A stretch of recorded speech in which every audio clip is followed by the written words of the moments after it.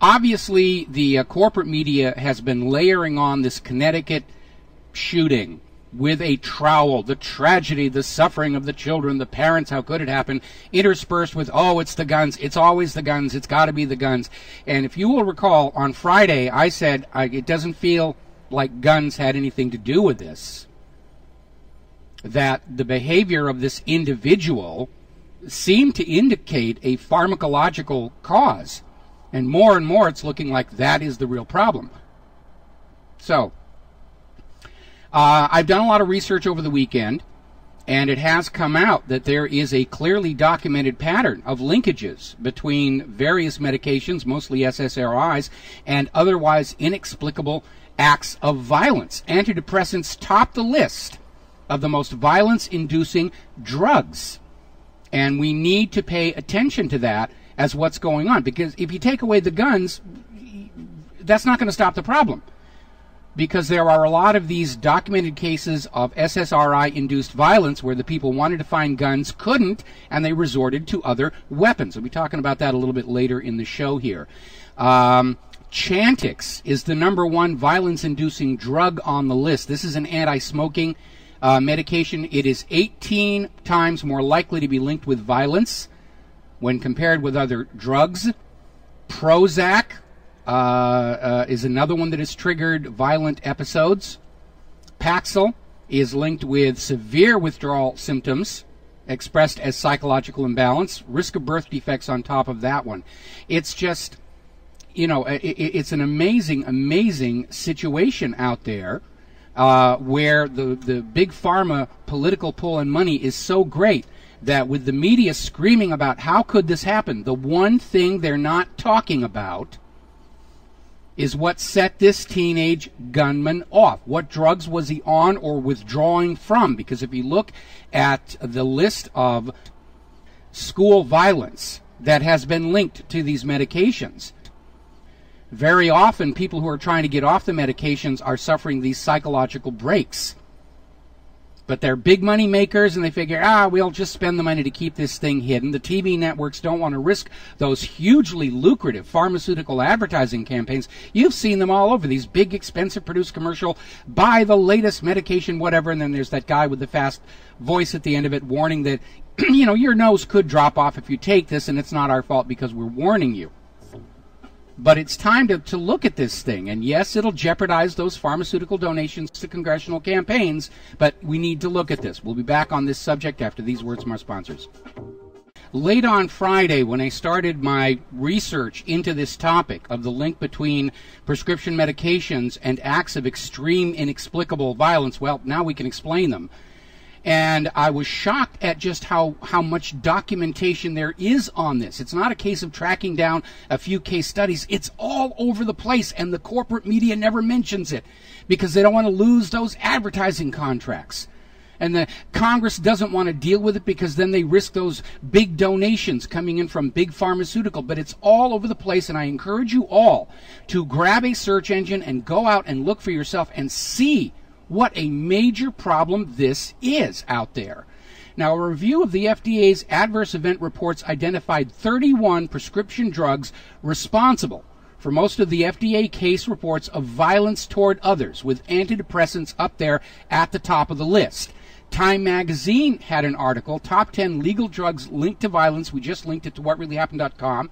5 of the top 10 are SSRI antidepressants: fluoxetine, paroxetine, fluvoxamine, venlafaxine, and I can't even pronounce this last one, desvenlafaxine.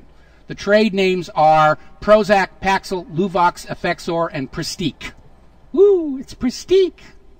Sounds like an underarm deodorant or something like that. But the reality is there is a huge, well-documented incidence of people on these antidepressants committing suicide and other acts of violence. And this is kind of a personal situation for me, because many years ago when I was dealing with the breakup of my first marriage, in the aftermath of my wife obtaining an abortion when I wanted to be a daddy, my doctor prescribed an antidepressant to me. I don't recall which one it was, but I do recall it was an SSRI, because that was back when SSRIs are the wonder drugs. They'll cure anything that's wrong with your brain. And they were prescribing them to everybody. And I took this stuff for like 3 weeks, and I felt wonderful. And all of a sudden, at the end of the 3rd week, I went into an absolutely black depression. And the only reason I got through that is I kept saying to myself over and over again, this is a chemical reaction. None of these emotions I'm feeling are real. This is a chemical reaction, and I threw the rest of those pills away. Flushed them down the toilet, and then 2 weeks later my toilet committed suicide. So it's a huge problem. And you have to ask, why isn't the corporate media mentioning this? Well, it's money. It all comes down to money. Big pharmaceutical, prescription drugs, do huge amounts of advertising on TV. And those TV news networks, they don't want to lose that. And those members of Congress who are getting these huge donations from these big pharmaceutical companies, they don't want to lose campaign contributions next election. They're not going to touch it. Congress actually held hearings on this subject of the link between SSRIs and extreme acts of violence. They know there's a problem. They're not dealing with it. They don't want to deal with it. It will anger their pharmaceutical supporters, their good friends, their cronies over there.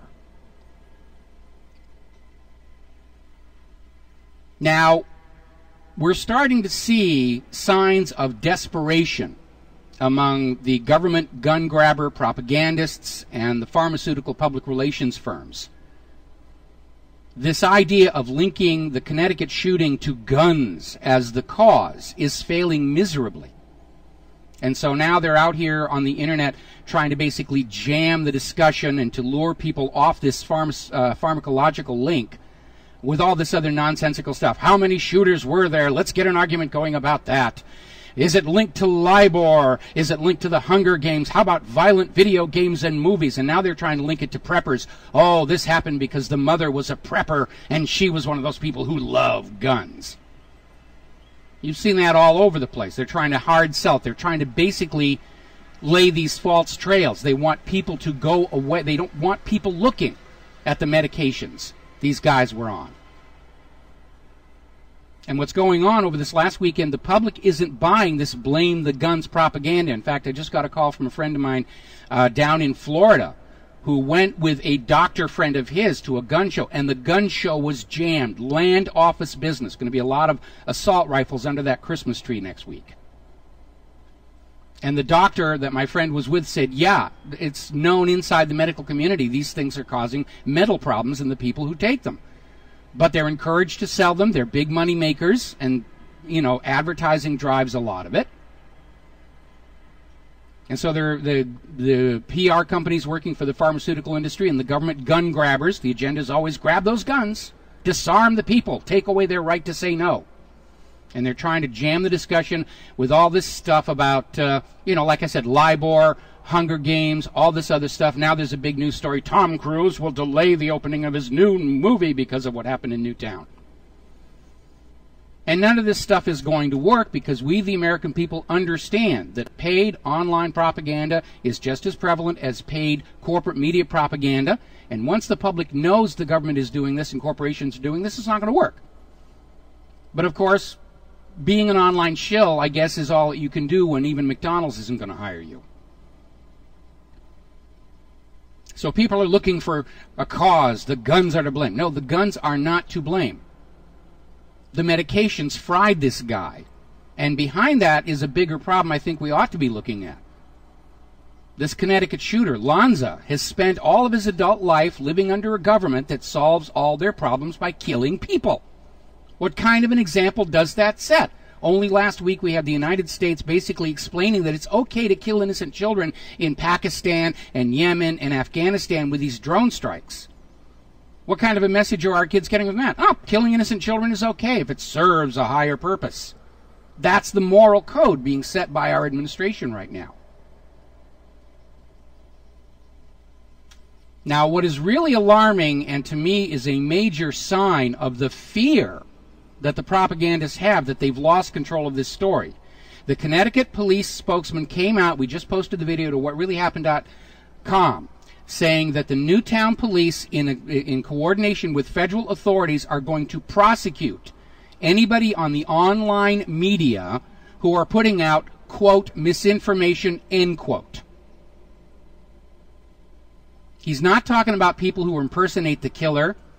He said anything that does not line up with the official police story of guy takes guns, shoot kids, guns are bad, is open to prosecution.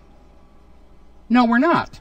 Everything we've put up here is documented. All of the links between SSRIs and violence are documented. It's in the FDA's own records. It was published in Time magazine. And we have a First Amendment right to point out to the American people, this has become a major problem. And shame on the corporate media for putting dollars above the safety of the public by refusing to mention this.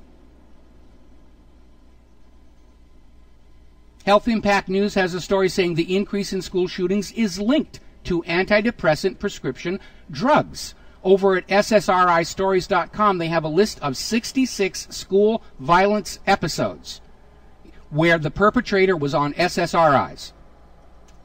This is a major, major problem. And you need to help get this stuff out there. The corporate media is pushing guns are bad, guns are bad, guns are bad. Guns had nothing to do with this. Lanza was suffering from Asperger's syndrome, which is a mild form of autism. In addition to his regular schooling, he was attending a school for challenged students. And I've seen Asperger's patients. When I lived in North Hollywood, we were a block away from a halfway house for Asperger's patients who were reintegrating into society, and we used to run into them when I was walking the dog at the park. And they're not helpless people. They just have some behavioral issues. And these drugs they're being given are known to spark violence, suicides, all this kind of stuff. And we need to go back and look at all of these mass shootings and say, how many of these people, like the Batman shooting, the Dark Knight shooter, was he on medications?